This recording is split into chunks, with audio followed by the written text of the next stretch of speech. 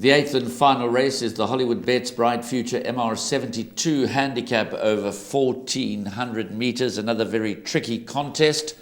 Before we get into analysing the form, let's watch a rerun of number 12 Canadian Bolt's last effort, when second on the 10th of March to Inherit the Rain. And then we'll hear from Craig Hudie, representing the Mike Miller stable, and also from Garth Puller. Homeward bound, just on 350 to go. Storm Chaser, Higher Purpose, Canadian Bold. Inherit the Rain, Dandola, Wunderbar, Tromso. Inherit the Rain, can't get away through. Storm Chaser, Canadian Bold towards the inside, Dandola and Tromso. Any one of five, Inherit the Rain's also trying to come through. Canadian Bolt's on the outside. Inherit the Rain is now flashing and going to get up. Inherit the Rain won it. Canadian Bold, Tromso, Storm Chaser. This is a victory. Hello again, much the same as Theatrical Moments. Seems to have shown his best form on the poly, but also at this stage we were quite limited as to where we could run him. There was another 5 or 6 weeks that he could, for another poly race, so we thought, well, let's go back to he's a stronger horse than he was. Most beautiful action, beautiful horse for Pat Coles. And we thought, well, let's go back and try the grass again. If it doesn't work, we can go back to the poly later. But his best form, much like Theatrical Moment, has been on the poly. But we do need to try him again on the grass to see if, as he's matured, he's accepting the grass better. Yeah, Morse is a tough contender. I needed to run him to get his post-maiden race out the way. I think Morse will run a good race. I think it's always a hard ask straight after the maiden, especially when you've been in the maidens for as long as he was. But he's a hard knocker, and he likes to run it one way, and I think he'll be there at the finish. MR72 handicap over 1,400 meters, Warren. By definition, a tough race, many with chances, upset potential. But you said earlier you've got to take a stance. I'm going to take a bit of a liberty in this, the last race. I'm going with just numbers 1 Palace Wind and 2 Master of Destiny. They will carry my hopes in the final leg of the pick 6 and place accumulator, etc. I recognise that there are others with chances, but they're well drawn. Richard Ferree riding for the Wendy Whitehead stable, the 4-year-old son of Pomodoro. Palace Wind, I think, will run a big race.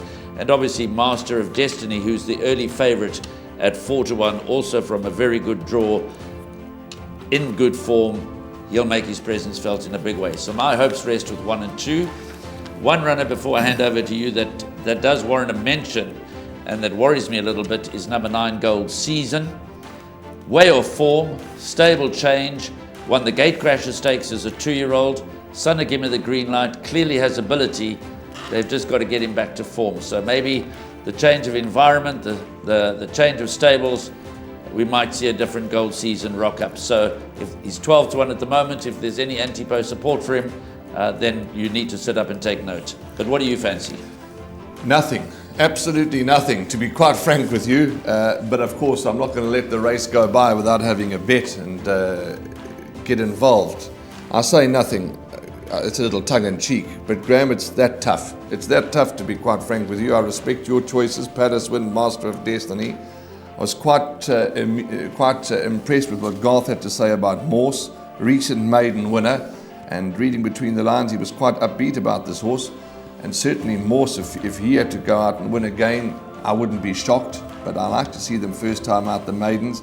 Movie Magic, number 11 for MJ Woodendale, hasn't been too far off. That's got a bit of a chance. Canadian Bolt, nearly won last time. And we just keep going, Graham. We just keep going. Lightning Spirit, you can forgive him for his last run. Can do better. Gold Season, well pointed out. Hello Again, the Snow War, and we just keep going on. So I don't have a first choice. I'm going to be loading up. I'm not putting the field. I'm going to load up as many horses as I can afford here, because it's that tough. It is that tough.